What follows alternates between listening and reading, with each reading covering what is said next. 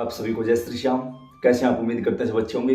प्रेमियों, आज की इस वीडियो में बात करेंगे कि हमने सब कुछ करवा लिया, ऐसा कौन सा बंधन है कि हमारे घर के देवी देवता ही हमारे घर में प्रवेश नहीं करते। बहुत ही यूजफुल वीडियो होने वाला है हम सभी के लिए, तो सभी प्रेमी अपना कीमती समय निकालकर एक बार इस वीडियो को जरूर देखें। अब होता क्या है कि मेरे पास काफी सवाल आए हैं कि हमने भक्तों के यहाँ जाके भी, खुद से भी, सौपन के माध्यम से भी कुछ ऐसा देखा है कि हमारे घर का बंधन हो चुका है, हमारे देवी देवताओं का बंधन हो चुका है। फिर हमने किसी से पूछ लिया, उसने भी यही बताया, और उसने जो बताया था हमने वो सारे काम भी कर दिए। फिर भी ऐसा कौन सा बंधन है जो टूट नहीं पाया? क्या कोई चीज देवी देवताओं से भी शक्तिशाली है जो उस बंधन को तोड़ने में सक्षम नहीं है? इसी टॉपिक पर चर्चा करेंगे। काफी ज्यादा सवाल आए तो सोचा कि आज वीडियो बना देते हैं इस टॉपिक पर, क्योंकि एक एक को फोन पर या कमेंट में लिखकर नहीं बताया जा सकता। आप सभी समझदार हो। दूसरी बात, जो भी हम वीडियो बनाते हैं उस वीडियो के नीचे कमेंट आते हैं आप लोगों के, किसी भी प्रकार के कमेंट उस वीडियो से रिलेटेड। तो भाई इस चैनल पर, जिस पर भी आप वीडियो देख रहे हो, उस चैनल पर आपकी परेशानी से संबंधित हर वीडियो डाल दी गई है। उसके बावजूद भी लोगों की होड़ है कि इस कैसे ना कैसे करके इनका पर्सनल नंबर मिल जाए और हम इनसे पर्सनली या तो मिलें या बात करें। क्या निकाल लोगे, क्या हासिल हो जाएगा? वही बात फोन पर बताऊंगा जो वीडियो में बताई जा रही है, उसके अलावा और कुछ भी नहीं है भाई। तो क्यों ना अपना समय और दिमाग खराब करने की बजाय घर बैठकर इन वीडियो को देख लिया जाए।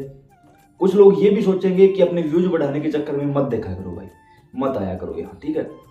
अब अपने वास्तविक टॉपिक पर वापस लौटते हैं। फिर भी कुछ अगर आपको ऐड होना है, जुड़ना है, तो नीचे डिस्क्रिप्शन में हमने व्हाट्सएप ग्रुप का और व्हाट्सएप चैनल का 2 लिंक दिए हुए हैं। आप जो भी आपका मन करे आप ज्वाइन कर सकते हो। अब ये जो सवाल है ना, ये बहुत ही महत्वपूर्ण सवाल है। इसके जरिए काफी लोगों को हमने बाई फेस भी देखा है और कुछ ऐसी चीजें हो जाती हैं, क्योंकि शक्तियों का बंधन 2 प्रकार से होता है। एक, हमारे घर में कोई हमारा ही जान पहचान वाला व्यक्ति किसी से तंत्रिक क्रिया कर दे। उसके द्वारा कैसे होगा? या तो अभिमंत्रित सरसों राई देगा उसको कि उसके घर में फेंक दी जाएगी, या वो व्यक्ति उसके घर में कोई छोटा मोटा मांस का टुकड़ा डलवा देगा, वो डाल दिया जाएगा। उससे होता क्या है, आपके घर की जो दैवीय शक्ति थी, मान के चलो आपके घर पे बाबा श्याम का पहरा है और किसी व्यक्ति ने आपके घर में मांस का टुकड़ा डाल दिया, तो बाबा श्याम तो सात्विक देवता हैं, भोग आया तामसिक, तुरंत बाबा श्याम अपना स्थान छोड़ देंगे। अब स्थान क्यों छोड़ा बाबा श्याम ने? क्या बाबा श्याम उससे छोटे थे? क्या बाबा श्याम की शक्तियां उससे कम स्तर की थी? नहीं, बिल्कुल भी नहीं। इसका कारण यह था कि आपने अपने देवी देवताओं को जागृत नहीं कर रखा। जागृत कैसे? एक नियम होता है। एक साधारण व्यक्ति, बिल्कुल निम्न स्तर की बात बताऊंगा आपको, बिल्कुल जमीनी स्तर से जुड़ी हुई बात बताऊंगा। एक व्यक्ति जो सारा दिन या तो अपनी ड्यूटी करता है, या जो महिला घर का काम करती है, या जो पति पत्नी साथ मिलकर खेत का काम करते हैं, या जो कोई भी वर्ग मजदूरी का काम करता है, कोई भी हो, बिल्कुल निम्न स्तर की बात बताऊंगा, अब वो पूजा पाठ नहीं कर सकते।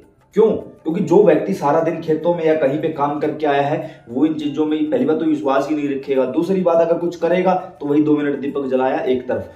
और अगर गलती से हम माला लेके बैठ जाते हैं तो बाहर के लोगों को छोड़ो, घर के लोग हमें खाने को दौड़ते हैं।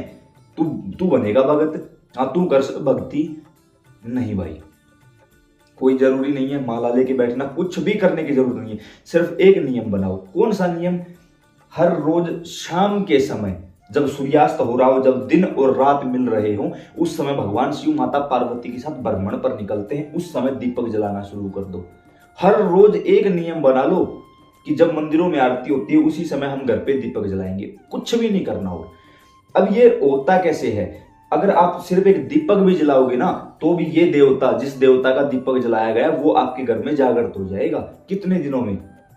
90 दिनों के अंदर। कुछ नहीं करना, सिर्फ एक उसके नाम का दीपक जलाया है, 90 दिनों के अंदर वो देवता अपने आप, बिना मंत्र, बिना साधना, बिना कुछ भी किए जागृत हो जाएगा। फिर आपके घर में कोई कुछ भी फेंक दे, फिर आपका देवता अलग नहीं होगा। फिर आपका देवता क्या करेगा? सौपन के माध्यम से आपको संकेत देगा और बताएगा कि तेरे घर में कुछ ना कुछ गलत हुआ है, संकेत के माध्यम से। और अब तुझे क्या करना है वो रास्ता भी दिखाएगा। क्या करना है? कुछ नहीं करना, बस माला ले और माला पर बैठ जा। खुद देवता बताएगा, देवता बताएगा तो खुद माला पर बैठ भी जाओगे। जैसे ही माला पे बैठोगे वो देवता और पावरफुल हो जाएगा और उस गंदी शक्ति को उठाकर बाहर फेंक देगा। मेरे सामने एक नहीं हजारों ऐसे उदाहरण हैं।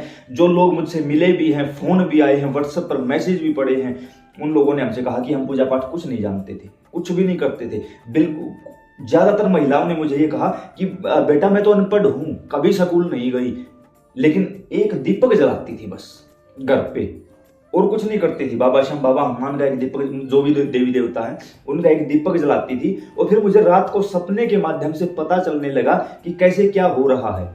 और फिर मैंने कहा कि बाबा मुझे तो इस बारे में कुछ भी नहीं पता, अब मैं क्या करूं। तो ऐसा संयोग हुआ भाई, यकीन मानना कि आपकी वीडियो हमारे सामने आई। उस वीडियो में बिल्कुल जमीनी स्तर से जुड़ी हुई, मध्यम वर्गीय और निम्न वर्गीय लोगों के संबंध से जुड़ी हुई पूजा पाठ हमें मिली, और फिर उसी अनुसार हमने आगे काम करना शुरू कर दिया और हमें रास्ता मिलता गया। तो ये भगवत कृपा है भाई, मेरी वीडियो आई ये नहीं, कोई भी आपको आपके सवाल से संबंधित वीडियो मिली, ये भगवत कृपा है, ये भगवान की कृपा है। दूसरे तरीके का बंधन होता है कि हम खुद ही अपनी शक्तियों का बंधन लगा लेते हैं। कैसा बंधन लगा लेते हैं? सबसे पहले तो कुछ लोग ऐसे हैं जो ग्रामीण स्तर से उठ के शहरों की तरफ चले गए नौकरी करने या कुछ भी करने। उन्होंने अपने बच्चों को नहीं बताया कुल देवी कौन है, कुल देवता कौन है, पितर कौन है। वो अपने कार्य में इतने उलझ गए, या कहूं मॉडर्न दिखने के चक्कर में उन्होंने अपने आप को बदल लिया। तो ये गलत भी नहीं होगा, काफी लोगों ने ऐसा कर लिया है आजकल। चलो किसी व्यक्ति विशेष पर टारगेट नहीं करूंगा, फिर बुरा मान जाओगे। जिस व्यक्ति को ये नहीं पता हमारे कुल देवी कुल देवता कौन है, हमारे पितर कौन है, वो अपने बच्चों को क्या संस्कार देगा? उनको भी नहीं बताएगा। कुल देवी कुल देवता एक पीढ़ी तक तो उनको समझाने की कोशिश करते हैं, लेकिन अगली पीढ़ी की बैंड बजा देते हैं भाई। क्यों? आपके माँ बाप हैं, घर में जब आप उनको खाना नहीं दोगे, आप चाहे कितने ऊंचे पद पे क्यों ना हो, आपके माँ बाप आपसे खुश नहीं है। और याद रखना, जो इंसान खुद की और माँ बाप की नजर में गलत है, वो दुनिया की नजरों में कितना ही सही क्यों ना हो, वो सही नहीं माना जाएगा, क्योंकि आप जानते हो आप क्या हो। इसलिए बार बार कहता हूं, अपने प्रति ईमानदार रहो। नशा और झूठ दो चीज छोड़ के अपने प्रति ईमानदार बन जाओ बस। तीसरी, किसी को सफाई देने की आवश्यकता ही नहीं है, ये अपने आप संभाल लेगा हर चीज को। अब हम कभी सालासर जा रहे हैं, कभी मेहंदीपुर जा रहे हैं, कभी वैष्णो देवी जा रहे हैं, कभी कहीं जा रहे हैं, कभी कहीं जा रहे हैं। जाना गलत नहीं है, जाना सही है। अब मान के चलो मैं श्री श्याम शारदा धाम से हूँ। अब एक व्यक्ति ने मुझसे कहा कि एकादशी के दिन खाटू चलेंगे। मैंने कहा फिर क्या होगा? उन्होंने कहा नहीं नहीं, आप हमारे साथ चलो, हम आपको आराम से ले जाएंगे, आराम से वापस लेके आएंगे। मैंने कहा ठीक है भाई। उसी समय सिर्फ बता रहा हूँ ये। मैंने कहा उसके बाद क्या होगा? उन्होंने कहा बाबा के दर्शन करेंगे, आपके साथ जाएंगे, अच्छे से दर्शन होंगे, बाबा दर्शन देंगे। मैंने कहा नहीं देंगे भाई। क्यों? उन्होंने डायरेक्ट ये बोल दिया मुझे कि ये देखो, ये हमारी गाड़ी है, इसमें बैठा के ले चलेंगे आपको। उसी समय संयोग ऐसा हुआ कि एक व्यक्ति दिल्ली से आया हुआ था, 2 करोड़ रुपए की गाड़ी लेके, 2 करोड़ की। और ठीक 10 मिनट पहले उस व्यक्ति ने भी मुझसे यही बात कही थी कि आप मेरे साथ एक बार खाटू चल पड़ो। मैंने कहा भाई तेरी गाड़ी तो ये 8-10 लाख 20 लाख जो भी है, ये देख 2 करोड़ की गाड़ी है, और यहाँ से नहीं, तू 20 जो 8-10 लाख वाली गाड़ी थी वो मेरे गाँव का ही व्यक्ति था। जो 2 करोड़ की गाड़ी लिए बैठा है वो दिल्ली से आया था स्पेशली इस चीज के लिए कि आप हमारे साथ चलो, खाटू चलते हैं। मैंने उन दोनों लोगों से सिर्फ एक ही सवाल किया कि इस समय हम कहाँ खड़े हैं? उन्होंने कहा श्री श्याम शारदा धाम। आज दिन क्या है? एकादशी। ये कौन बैठा है? उन्होंने कहा बाबा श्याम बैठा है। मैंने कहा अब यहां से मैं 250 किलोमीटर दूर जाऊंगा और वहां लाइन में लग के इतनी भीड़ में बाबा के दर्शन करूंगा, और जैसे ही दर्शनों का समय आएगा, अगर अंदर से उस बाबा ने मुझसे पूछ लिया कि भाई तुझे तेरे गांव में मैं बैठा हूं, अपने कुल में, अपने गांव में, अपने स्थान में तुझे पैदा होने का मैंने सौभाग्य दे दिया, अगर तुझे मैं अपने गांव में, अपने घर में दिखाई नहीं दिया तो मैं खाटू में नहीं दिखाई दूंगा। उन लोगों ने कहा हमारी गलती हुई, उन्होंने गलती मानी बिल्कुल। उन्होंने कहा ठीक है, और वो भी नहीं गए फिर एकादशी को खाटू। वो दोनों व्यक्ति मेरे पास वहीं रुके। एकादशी द्वादशी को उन्होंने सेवा की और उन्होंने कहा कि अन्य किसी दिन चलेंगे, हम बिल्कुल चलेंगे भाई। मैं कभी किसी को मना नहीं करता इस विषय में। कोई बोलता ना कि हम आपके साथ खाटू जाना चाहते हैं, बिल्कुल चलिए, कोई परेशानी नहीं।